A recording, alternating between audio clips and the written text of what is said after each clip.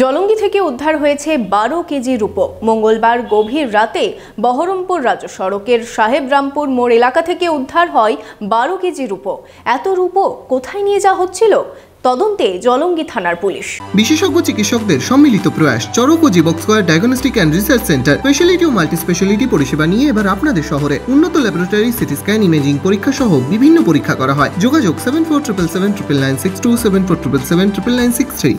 জলঙ্গি থেকে উদ্ধার 12 কেজি রূপো। ঘটনাটি ঘটেছে জলঙ্গি থেকে বহরমপুর রাজ্য সড়কের সাহেবরামপুর মোড় এলাকায়। পুলিশ সূত্রে জানা যায়, মঙ্গলবার গভীর রাতে বহরমপুর রাজ্য সড়কের সাহেবরামপুর মোড় এলাকায় সন্দেহভাজন এক ব্যক্তিকে আটক করে জিজ্ঞাসাবাদ করলে তার কাছে থেকে উদ্ধার হয় 12 কেজি রূপো।